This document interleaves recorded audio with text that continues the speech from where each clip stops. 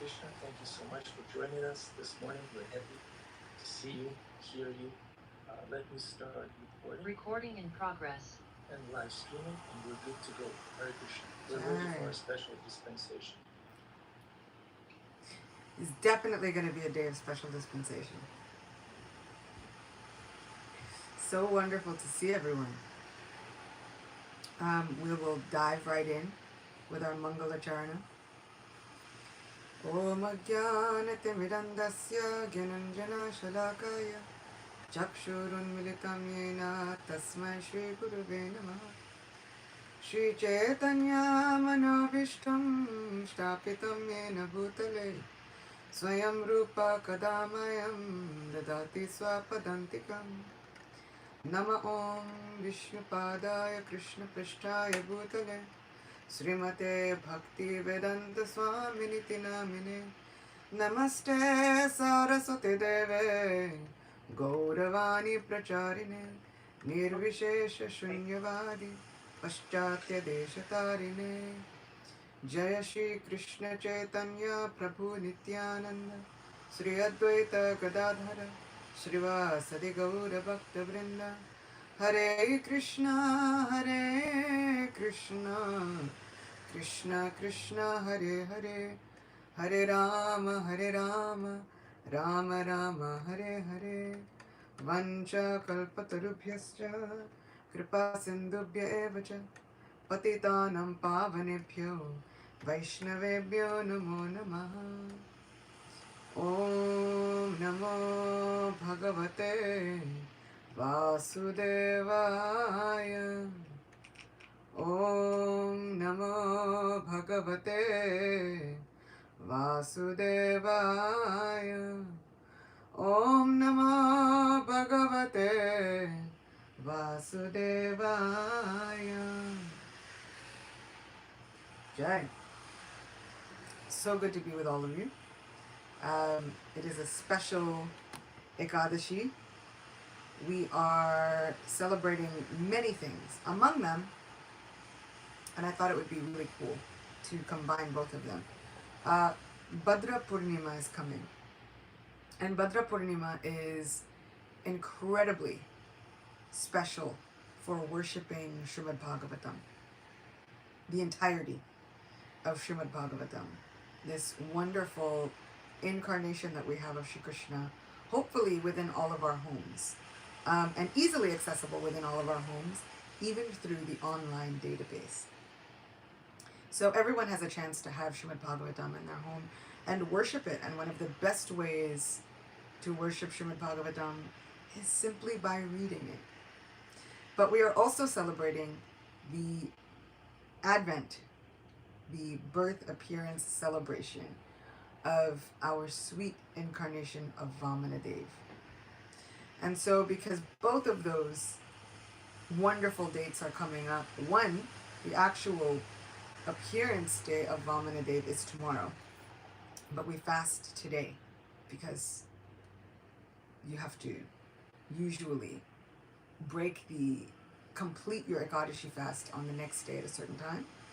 And so we fast till noon on Ekadashi in order to honor Vamanadev. And then we feast and have a festival tomorrow. And so because the appearance of Vamana is coming and the worship of Srimad Bhagavatam is coming, I thought, what better way than to speak and read about this wonderful, miraculous incarnation from the pages of Srimad Bhagavatam and see what we learn from this wonderful literary incarnation. So first off, we have, starting from the 8th canto, chapter 15, we have the wonderful example of Bali Maharaj conquers the heavenly planets. Bali Maharaj is coming in a wonderful lineage. He is the grandson of a very well-known devotee who we've spoken about several times, Prahlad Maharaj. So now we've got familial connection with Bali Maharaj, our key player in this pastime. Prahlad Maharaj had a son named Virochan. That son had a son named Bali. This is the Bali Maharaj of whom we speak when we begin speaking about this wonderful pastime. In South India, there's a festival called Onam, which is coming. And it marks the day where Bali Maharaj visits the earth to say hello to any and all of his subjects. We'll get into a little bit about why he has this split residence towards the end. But this festival of Onam is also coming in celebration of this wonderful pastime and in celebration of this wonderful paradoxical devotee known as Bali Maharaj. I say paradoxical because Prahlad Maharaj was a demon by race. His entire family were demons. They were literally known as Daityas and Danavas. And so Bali Maharaj was also a demon devotee. This is not completely uncommon. We've heard of many demon devotees. We have the great and learned Vibhishan, who is a demon devotee. So we do have these instances throughout history where we have these paradoxical devotees who seem like all of the odds should be stacked against them surrendering their lives to Vishnu, and yet somehow or other they manage to surrender their lives to Lord Vishnu. So starting from chapter 15 in the 8th canto, we have Maharaj Parikshit inquiring from Shukadev Goswami. The Supreme Personality of Godhead is the proprietor of everything. Why then did he beg 3 paces of land from Bali Maharaj like a poor man? And when he got the gift for which he had begged, why did he nonetheless arrest Bali Maharaj? I'm very much anxious to know the mystery of these contradictions. So this is a pastime full of contradictions. As we spoke, this is already contradictory because Bali Maharaj was a demon in a family of demons, bent on conquering the heavenly planets. How then does he get to be not only giving away in charity all that he owns to the Supreme Lord? How does he get to be serving the Supreme Lord? How then does he get to be one of the 12 Mahajans, great souls who we should forever follow in the footsteps of? How does he get to be worshipable from here on out? Shukadev Goswami said, O king, when Bali Maharaj lost all his opulence and died in the fight, Shukracharya, a descendant of Bhrigu Muni, brought him back to life. Because of this, the great soul, Bali Maharaj, became a disciple of Shukracharya and began to serve him with great faith, offering everything he had. I always found this interesting because we see that death is not the end of things for a lot of people within Srimad Bhagavatam. In some cases, the death is kind of just the beginning of their journey. In the case of Bali Maharaj, he got into a fight with demigods and he lost. Not only did he lose, but he died. So now all of his followers have grabbed him and they've run to their guru. Oh, Shukracharya, what has happened to our leader? We think that he's already died. And Shukracharya answers, yes, you're right. He's dead. But I know the mantras and I possess the ability of bringing him back to life. I think about the great blessing and the great favor that one can get from incredibly powerful Brahminical personalities. And this just puts in perspective the great gift that we have gotten from Srila Prabhupada. All of us have gotten sort of a rebirth, kind of wandering around in this material existence. Some of us may have well and truly died. And then we are brought back to life by the kindness of a very powerful saint, a wonderful soul who comes to give compassionately this favor, this wonderful gift of a second life. Let's continue and see what Srimad Bhagavatam has to say. The Brahmin descendants of Bhrigumuni were very pleased with Bali Maharaj, who desired to conquer the kingdom of Indra. Therefore, after purifying him and properly bathing him according to regulative principles, they engaged him in performing the yajna known as Vishvajit. When ghee, clarified butter, was offered in the fire of sacrifice, there appeared from the fire a celestial chariot covered with gold and silk. There also appeared yellow horses, like the horses of Indra, and a flag marked with a lion, a gilded bow, 2 quivers of infallible arrows, and celestial armor also appeared.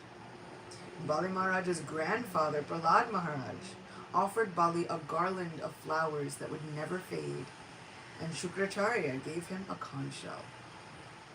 When Maharaj Bali had thus performed the special ritualistic ceremony advised by the Brahmanas and had received by their grace the equipment for fighting, he circumambulated the Brahmanas and offered them obeisances.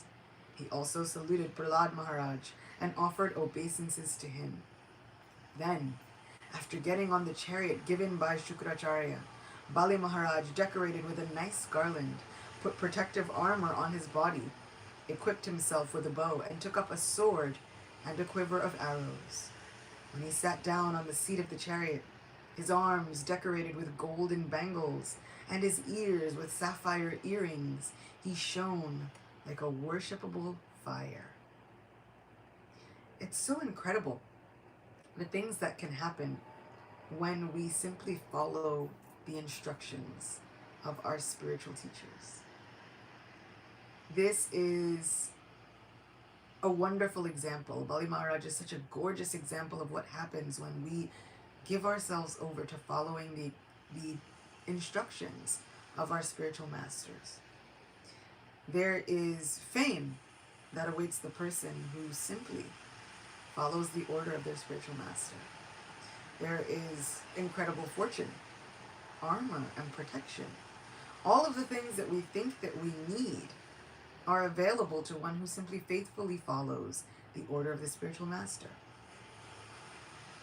And Srila Prabhupada speaks about following the order of the spiritual master so much in several of these purports. And he speaks about how there is so much potency that is given from the spiritual master to the student. So when he assembled with his own soldiers and the demon chiefs, who were equal to him in strength, opulence, and beauty, they appeared as if they would swallow the sky and burn all directions with their vision.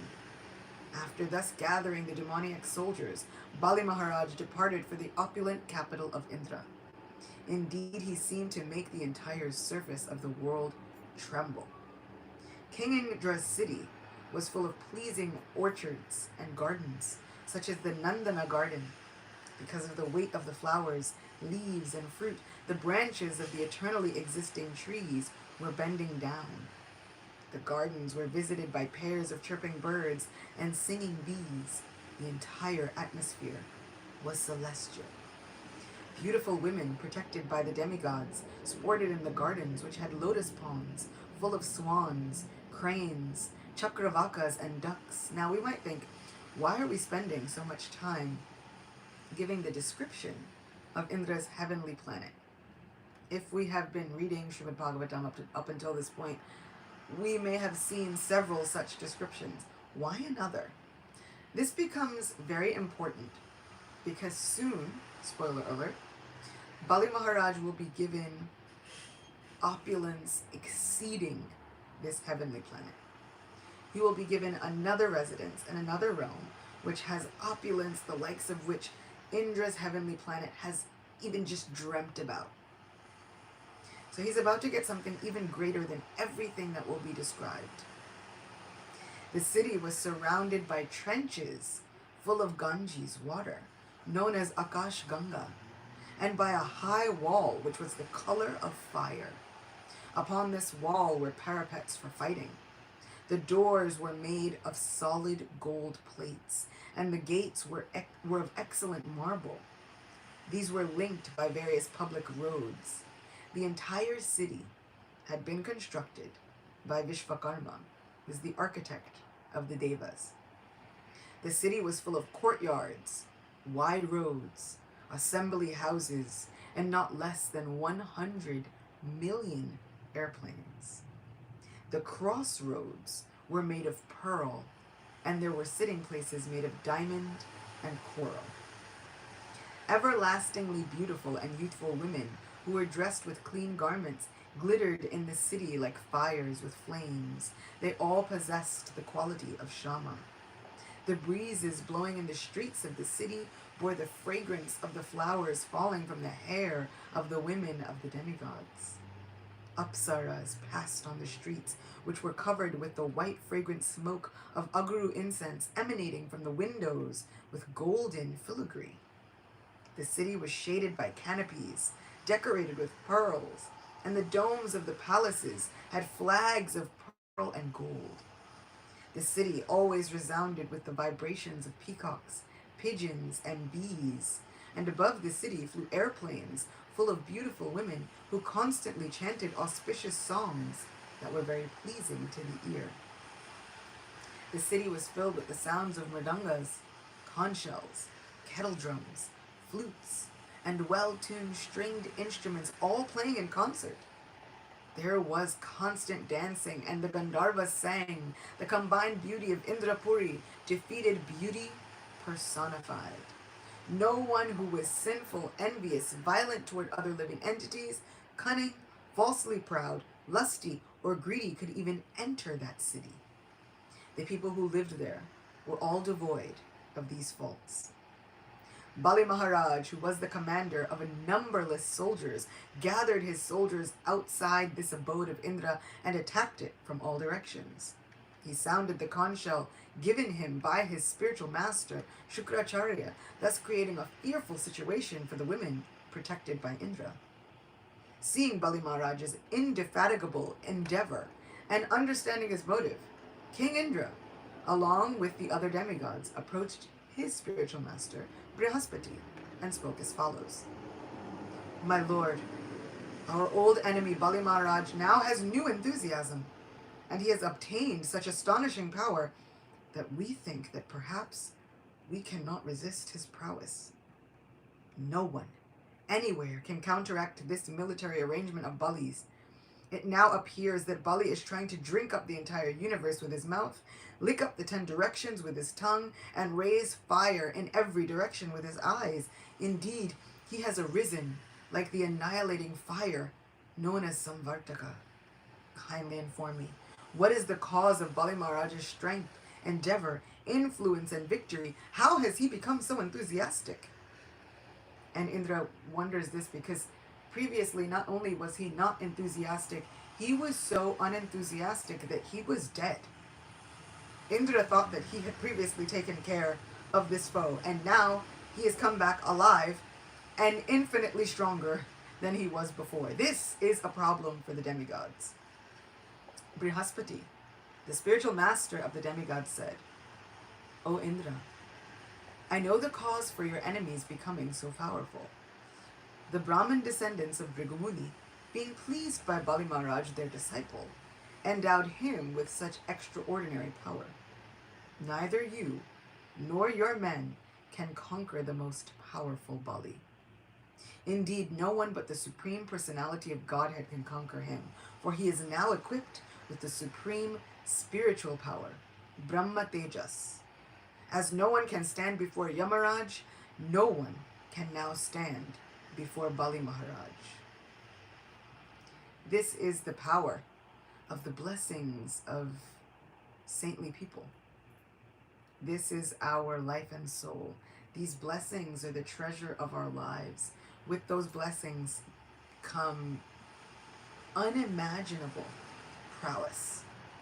Brahma Tejas, which is spiritual potency, the likes of which we could only dream and hope for. And yet, it is always available to us.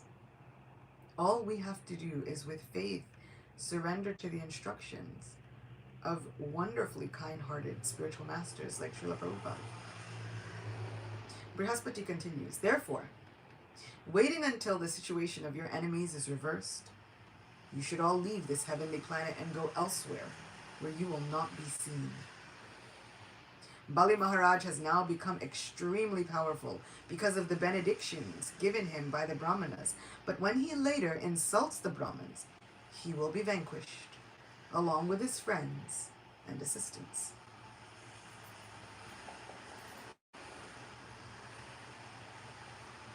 Shukadev Goswami continued. The demigods, being thus advised by Brihaspati for their benefit, immediately accepted his words. Assuming forms according to their desire, they left the heavenly kingdom and scattered, without being observed by the demons. Amazing. If our spiritual masters wisely told us there is a time for fighting and a time for simply patiently biding our time and waiting for blessings that are assured, would we be able to be that patient? Would we be able to follow their instructions and simply go into hiding? Would we be able to put the ego aside, which would probably tell us there must be some way to fight for what's ours? Would we be able to follow the instructions of our spiritual master and have faith in the blessings that they've assured us? Victory is assured. All you have to do is follow what I'm telling you. Do nothing. Wait on the side and pray to the Supreme Personality of God. Or would we be trying to find loopholes? Would we be trying to find ways in which to satisfy the ego within us that would tell us, no, I've got to fight my own battles. I've got to handle this on my own. Indra, the king of the heavens, has been told that not only he, but all of the people under his jurisdiction should go into hiding. Somehow or other, they were all able to follow the directive of their spiritual master.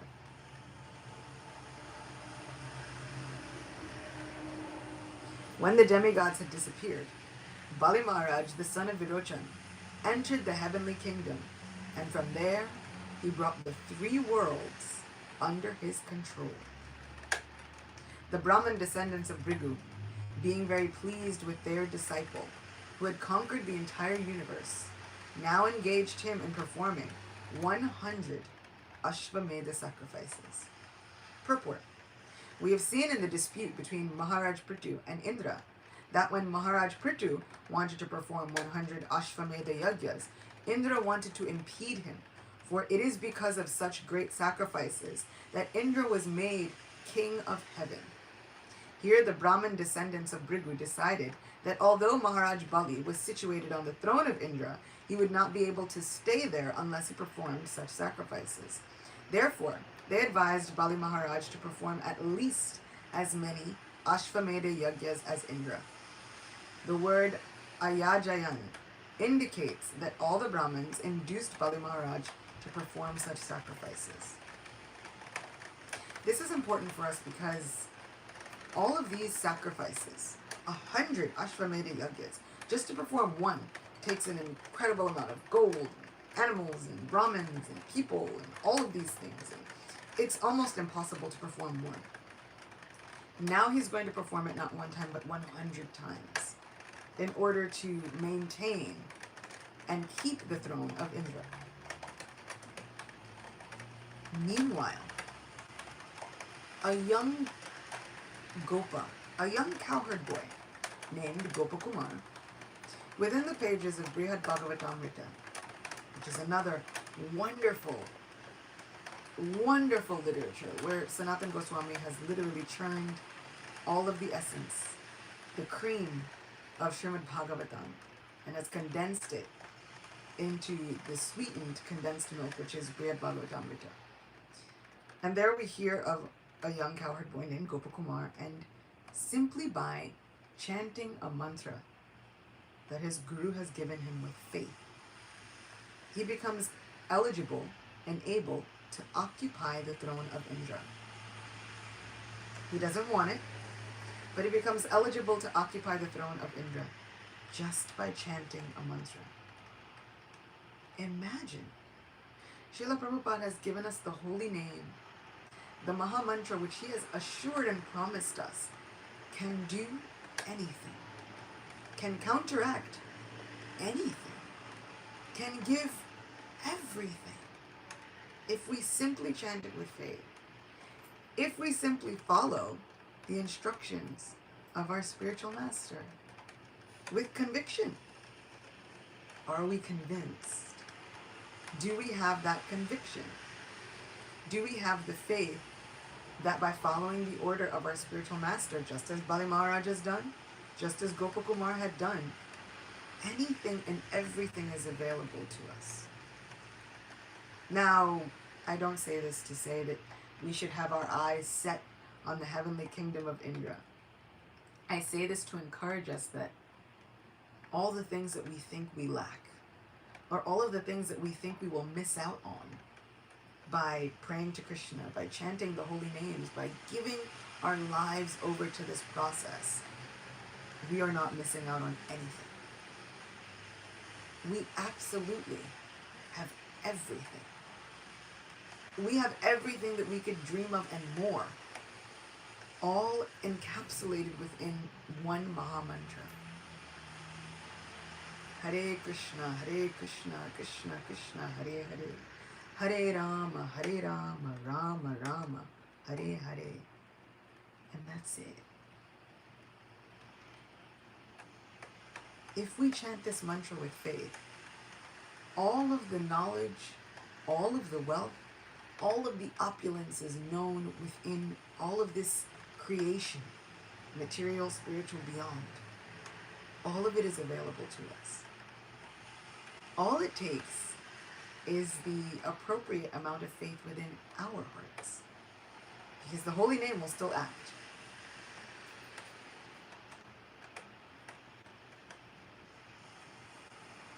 When Bali Maharaj performed these sacrifices, he gained a great reputation in all directions throughout the three worlds. Thus he shone in his position like the brilliant moon in the sky. And yet again, this is also available to one who gives themselves over to the process of devotional service. It is simply a byproduct. One becomes famous, you gain a great reputation, and you are shining within all of the three worlds. Because of the favor of the Brahmanas, the great soul Bali Maharaj, thinking himself very satisfied, became very opulent and prosperous and began to enjoy the kingdom. So what I really like is that he was a very piously minded person right now. He's incredibly piously minded, even though right now he has not fully surrendered himself to Krishna. He's piously minded. And pious people don't have to just kind of live a life full of struggle. In fact, we hear of Sanatana Goswami in the Touchstone. There is a Brahmin who comes to Sanatana Goswami hearing that he has the greatest wealth ever. And so he asks, can you please give me that valuable, treasurable thing that I've been hearing about? He says, well, I do have a touchstone which can turn anything into the most precious gold, diamonds, whatever you desire. And so this Brahmin is thinking, oh my goodness, well, where is it? He said, oh, it's over there. And it was in a pile of garbage, basically a trash heap. This Brahmin is thinking, and he's willing to give this to me? Yeah, take it. It's fine. It's yours. And so the Brahmin, on his way home is contemplating, he must have something greater. If he's giving this to me, and if it was sitting in the trash heap, he's got to have something more valuable. And so he goes back to Sanatana Goswami. And Sanatana Goswami says, well, I can only give you that most valuable thing that I have, which is greater than the touchstone, if you are willing to toss the touchstone into the bottom of the river. So the Brahmin thinks, well, if that's what I've got to do, no problem. He tosses it. Full faith. That's the key, the full faith. And that is when Sanatana Goswami gives him the treasure of the holy name, which is what he considers to be more valuable than any touchstone, more valuable than any material substance. It is the treasure of our lives. It can grant us anything, everything. All we need is that faith and the heart with that utmost conviction that Krishna has promised me. Srila Prabhupada has promised me. My spiritual master has promised me. On the faith of those promises and on the strength of their word, we chant this mantra with all conviction, knowing that it will help us. So that was chapter 15.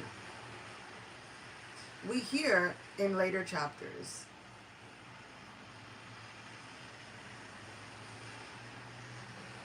how now the demigods are very upset.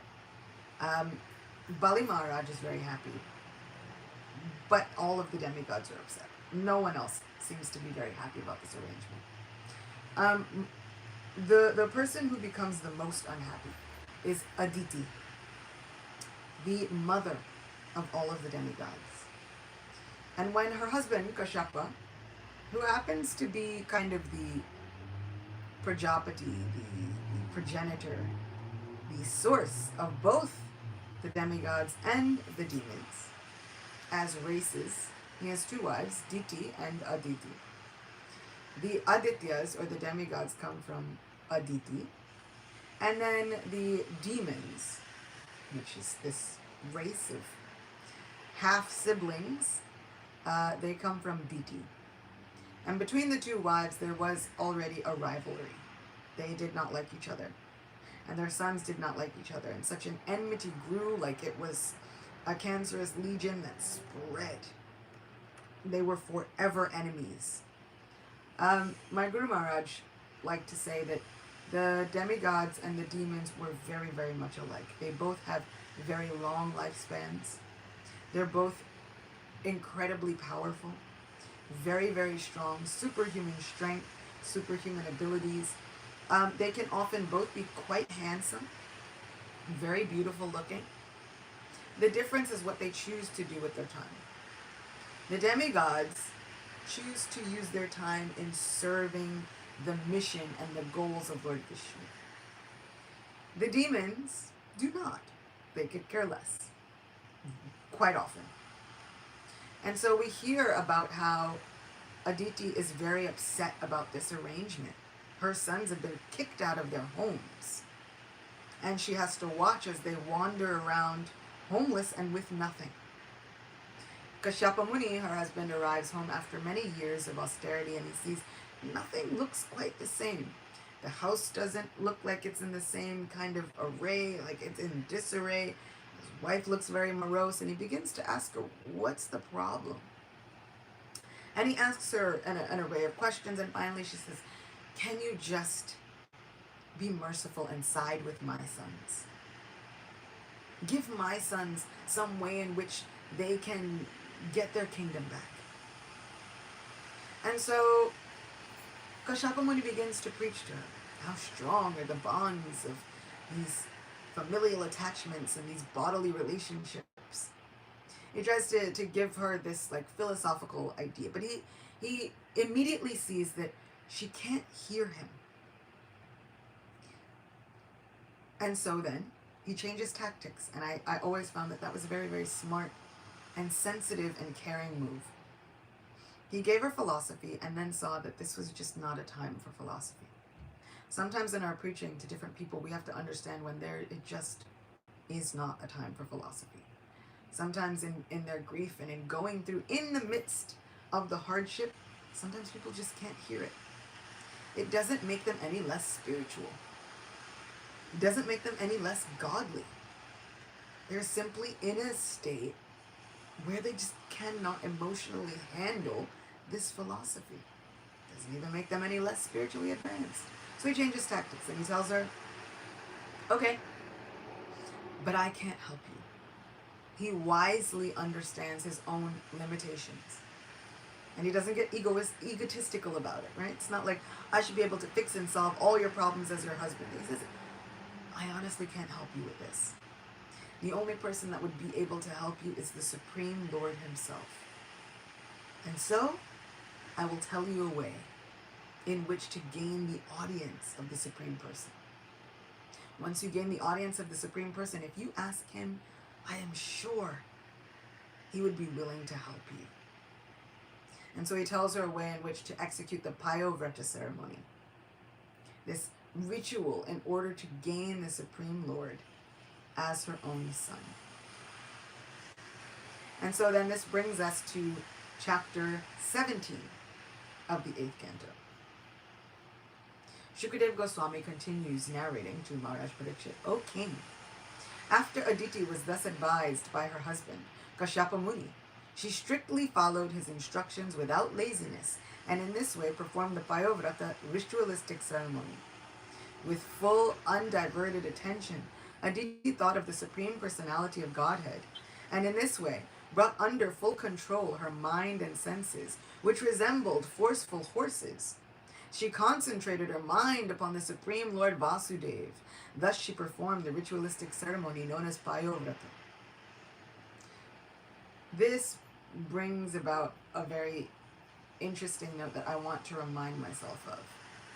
When my mind is going out of control and it resembles forceful horses, all my mind and senses are tearing me to shreds. Right? We all have those days where the mind is just simply not our friend. Here, let me serve to you on a platter all of the mistakes that we will now dissect moment by moment. And then we can go over them and over them and over them again and again and again. Usually happens about 3:30 a.m. when we're trying to sleep and then you can't sleep and then your mind says, here, let me give you all the things that we've done wrong in this life. And then forget this life.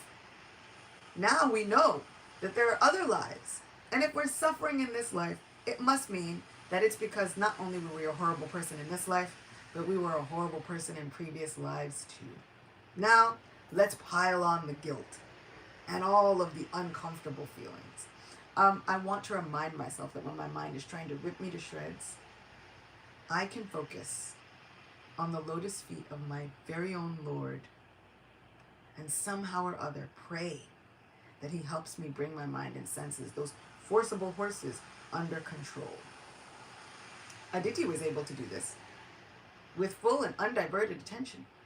Just the thought of the Supreme Personality of Godhead. My dear king, the original Supreme Personality of Godhead, dressed in yellow garments and bearing a conch shell, disc, club, and lotus in his 4 hands, then appeared before Aditi. When the Supreme Personality of Godhead became visible to Aditi's eyes, Aditi was so overwhelmed by transcendental bliss that she at once stood up and then fell to the ground like a rod to offer the Lord her respectful obeisances. Aditi stood silently with folded hands, unable to offer prayers to the Lord. Because of transcendental bliss, tears filled her eyes and the hairs on her body stood on end. Because she could see the Supreme Personality of Godhead face to face, she felt ecstasy and her body trembled. Srila Prabhupada has given us, even within the 1st and 2nd cantos of Srimad Bhagavatam, a surefire way to see Krishna face to face. He says we simply read these verses of Srimad Bhagavatam and we can experience seeing Krishna face to face. And imagine when our reading becomes full of conviction, full of love in the heart, full of the desire to serve, that we can experience. They are no longer words on a page. We are seeing these images within the eye of the mind and within the eyes of our heart. And we can see the Supreme Personality of Godhead face to face. All it takes is reading this wonderful literature that Srila Prabhupada so painstakingly translated, giving word for word transliterations, giving purports which are his very own ecstasies, little motivational letters to each one of us. O Maharaj Parikshit, the demigoddess Aditi then began offering her prayers to the Supreme Personality of Godhead in a faltering voice and with great love, because that's key. She appeared as though drinking through her eyes the Supreme Lord, who is the husband of the goddess of fortune. the enjoyer of all sacrificial ceremonies, and the master and lord of the entire universe, the goddess Aditi said. Now let's see, right? This is a goddess. It is important to note this is a celestial personality. She says, "O master and enjoyer of all sacrificial ceremonies, O infallible and most famous person, whose name, when chanted, spreads all good fortune. O original Supreme Personality of Godhead, Supreme Controller, shelter of all holy places, you are the shelter of all poor, suffering living entities, and you have appeared to diminish their suffering. Please be kind to us and spread our good fortune." Purport. The Supreme Personality of Godhead is the master of those who observe vows and austerities, and it is he who bestows benedictions upon them. This fasting on Ekadashi, fasting till noon for Vamana, fasting on Ekadashi the rest of the day, these are vows and austerities. Our Supreme Personality of Godhead is the master of those who perform all of these vows and austerities. This is our Lord and Master, and he bestows benedictions upon them. There will be benedictions for those who simply perform this Ekadashi fast. Our Lord has already promised us results, even before we've begun to complete the fast. How fortunate are we that our Krishna is so kind that he lets us know that there's great things even before we've completed the task. He is worshipable for the devotee throughout the devotee's life, for he never breaks his promises. As he says in Bhagavad Gita, chapter 9, verse 31, Kunteya pratijani hi name bhakta pranashyati. O son of Kunti, declare it boldly that my devotee never perishes. The Lord is addressed here as Achyuta, the infallible, because he takes care of his devotees. Anyone inimical to the devotees is certainly vanquished by the mercy of the Lord. The Lord is the source of the Ganges water, and therefore he is addressed here as Tirthapad, indicating that all the holy places are at his lotus feet, or that wherever he touches with his foot becomes a holy place. So wherever this Srimad Bhagavatam is within our homes, we should know to be a place of pilgrimage. New York is a place of pilgrimage. It is not simply all of these holy dhams. Yes, they are there, but now Srila Prabhupada has come and he has established tiny little holy dhams everywhere throughout this globe. Bhagavad Gita, for example, begins with the words Dharma Kshetre Kurukshetre. Because the Lord was present on the battlefield of Kurukshetra, it became a Dharma Kshetra, a place of pilgrimage. Therefore, the Pandavas, who were extremely religious, were assured of victory. Any place where the Supreme Personality of Godhead displays his pastimes, such as Vrindavan or Dwarka, becomes a holy place. The chanting of the holy name of the Lord, Hare Krishna, Krishna Krishna, Hare Hare, Hare Rama, Rama Rama, Hare Hare, is pleasing to the ear, and it expands good fortune to the audience who hears it chanted. Owing to the presence of the Supreme Personality of Godhead, Aditi was fully assured that the troublesome condition created for her by the demons would now be ended. Are we sure? Are we sure that when we are chanting, the situations that we are praying for will be turned around? Do we have faith in our friend?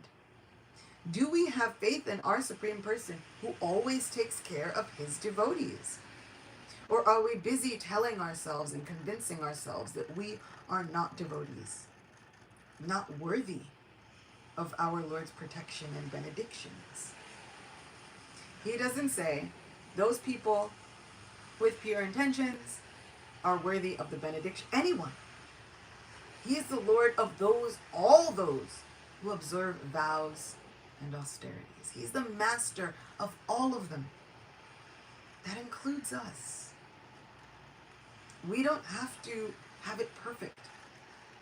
Case in point, Aditi is here not simply praying for pure devotional service, She's praying for her children to get their wealth back, to get their position back, their reputation back, their opulence back, their comforts back. Now, we all know that with those comforts, the demigods are going to serve the Supreme Lord.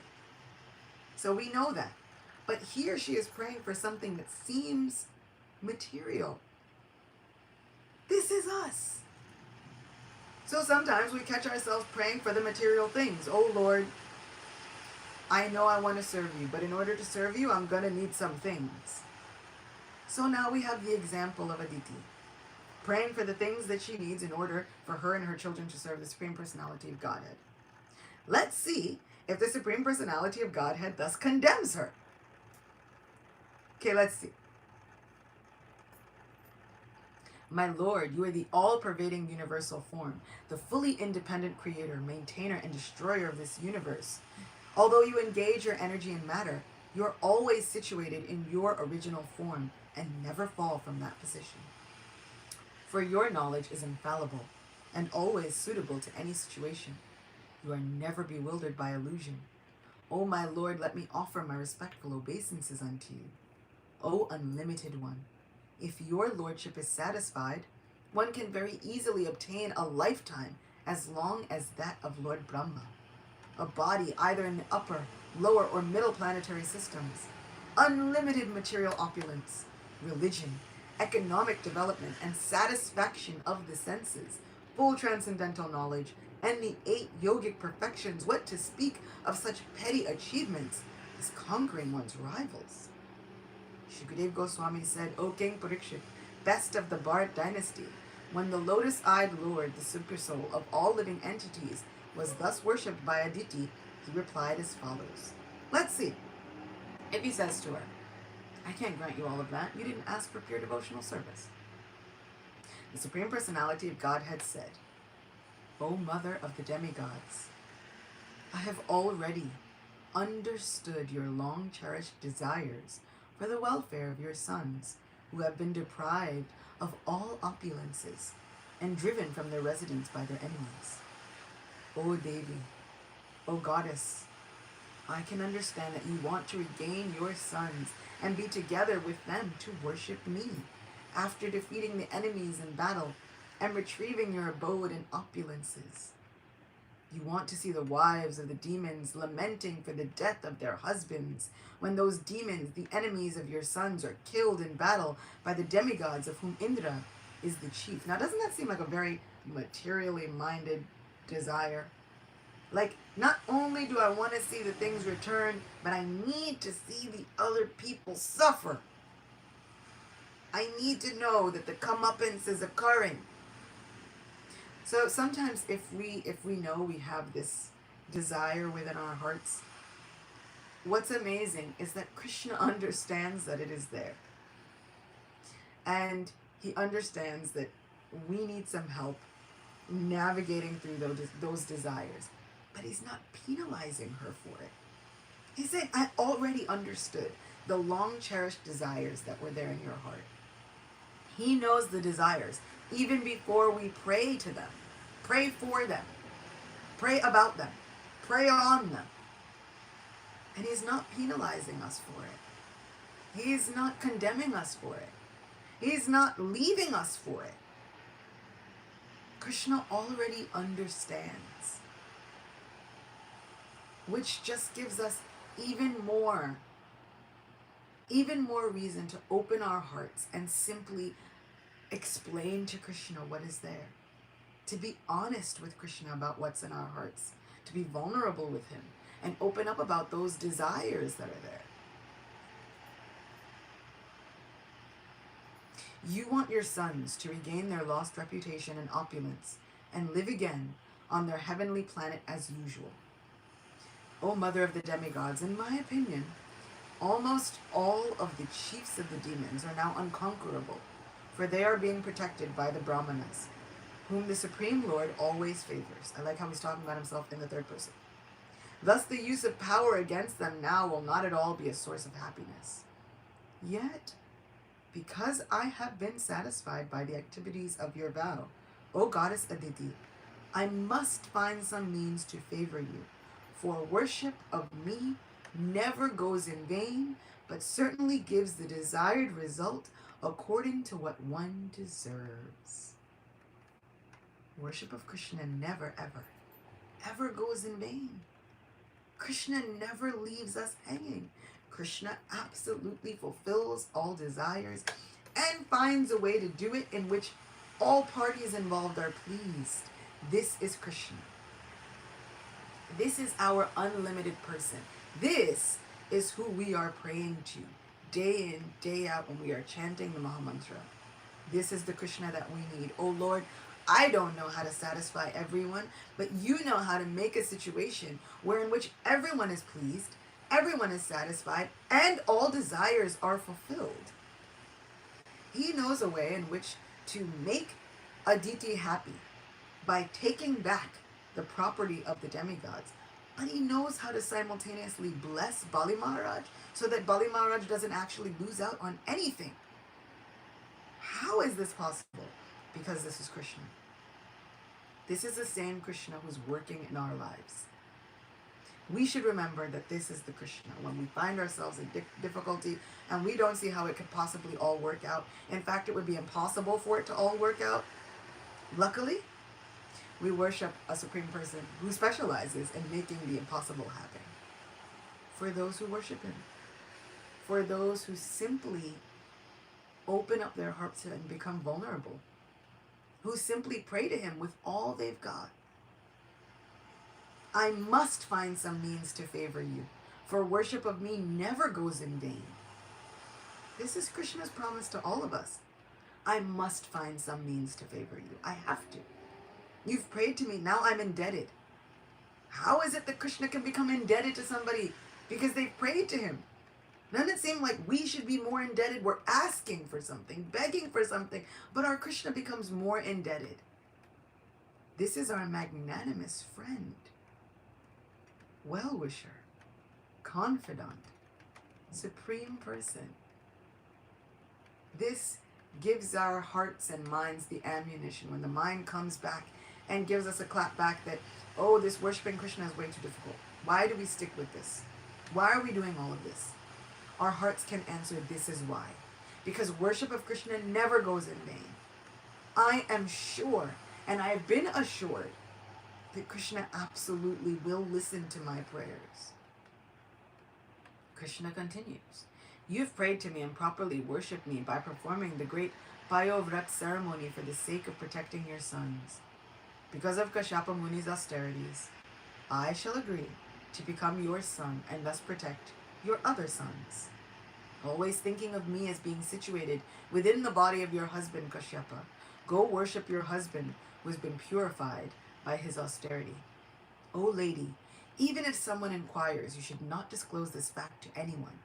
That which is very confidential is successful if kept secret. So sometimes we see that our blessings, we don't talk about them. But luckily, it seems as though this blessing was told probably after it came to pass. And I say luckily because we have this story now in the Srimad Bhagavatam. Somebody told somebody who told somebody else, and now Shukadeva Goswami heard it and is telling Parikshit Maharaj. And luckily, he was speaking it in a gathering of so many other people who now could tell us. So there is a time to keep those prayers and those blessings close to the vest and not disclose them. But there's also a time to boldly testify and say, look what Krishna has done for me. Srila Prabhupada would say, look at the mercy of my Guru Maharaj and look at the mercy of Krishna. All of this that you were saying, it's not me. He was so eager to give that glory to Krishna and Guru Maharaj.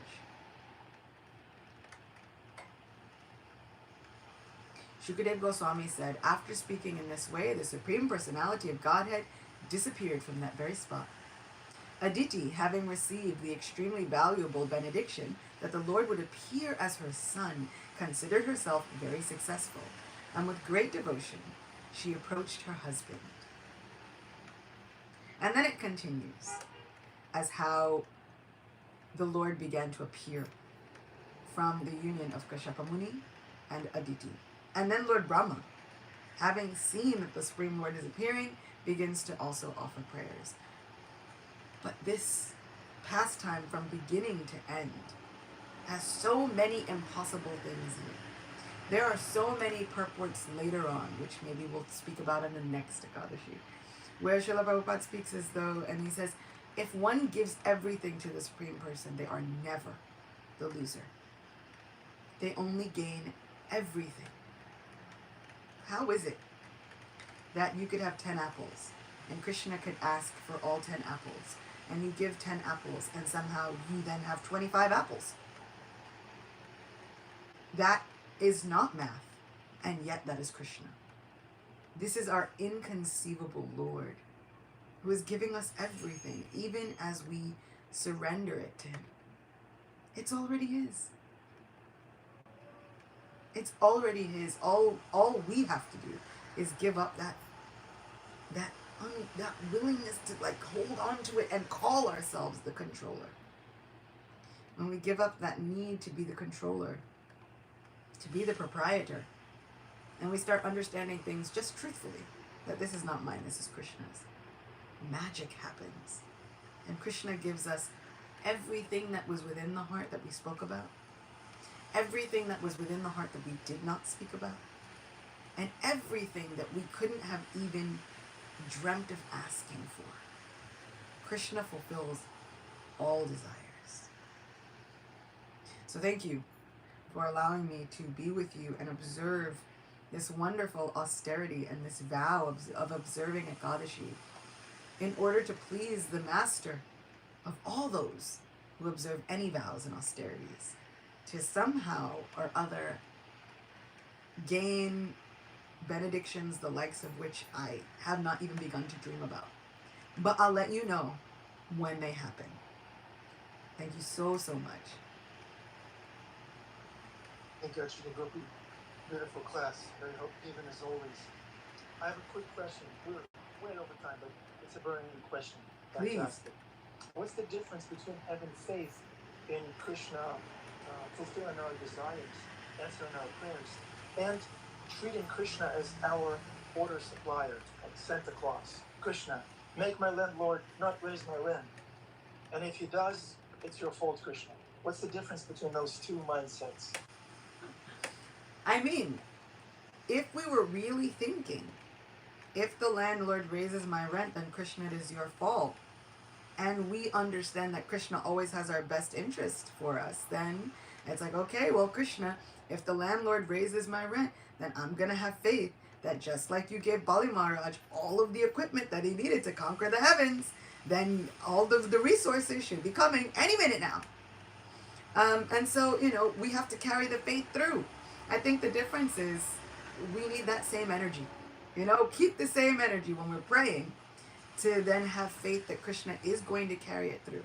There's a point in the 9th chapter of Bhagavad Gita where Srila Prabhupada says that we should be careful about approaching Krishna as an order supplier. And then he says, but if anyone has any material desires even, he had better approach Krishna, our dearmost friend, for them. So I feel like, the difference is having faith is bring that same energy. Krishna, please don't let my landlord raise the rent.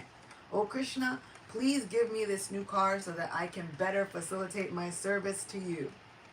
But if you don't give me this new car, and if the landlord does raise the rent, then I'm also going to have faith that Krishna is going to give me the facility to serve him. The question is, do I trust Krishna? Whether he answers the way I think he should answer, or the way he answers the way he thinks he should answer. Because Aditi asked for one thing, give him back all the wealth. And he says, well, we can't defeat Bali like this. We can't go to war. What I can do is, I can become your son. Now, she had not, she's like, I didn't ask for that. And I didn't know that this was going to be how it's going to happen. And Indra didn't think that was how it was going to happen either. Indra complains a little bit within the pages of Brihad Bhagavatamrita. He says, I asked the Lord for help. My kingdom was taken away. I needed assistance. He became my younger brother. And then instead of fighting for my honor like a real warrior, he goes and begs charity from my enemy. And then after he begs charity from my enemy, he chastises me, saying, "Oh, Bali Maharaj, I'll give you a kingdom better than the kingdom of Indra. And if any of these demigods even think about being envious of you, I will destroy them all." You think, what kind of behavior is this? He comes and goes as he pleases. So Indra was thinking he's going to get the kingdom back in a fighting spirit that I can be proud of. And instead, he gets charity. Here you go, as a favor. So sometimes when we think Krishna is not answering our prayer to our satisfaction, we have to have that faith is, do I trust Krishna? Krishna, I trust you. In happiness, Krishna, I trust you. In distress, Gaur Govinda Maharaj has said that faith means I trust Krishna. Thank you, Akshita Group. A very satisfying answer. Next month, I'll go to my landlord, and instead of paying my rent, I'll tell him, I can become your son. that might come with a whole host of different... let me know how that turns out. I will. Okay, Akshita Gopi Devi, Dasi Prabhu Ki Jai, Srimad Bhagavatam Ki Jai, Srila Prabhupada Ki Jai, Krishna answering our prayers Ki Jai, trust in Krishna Ki Jai. Have a blissful Ekadashi. That Bhakti Devi is having a blissful Ekadashi already, we can tell. Smile. Thank you. Thanks everyone for joining. See you all again tomorrow. It's another day. Krishna consciousness is every day. Krishna is answering our prayers every day. Every day. Yes. Achita Gopi Devi, Hare Krishna. Thanks everyone. Hari Bol.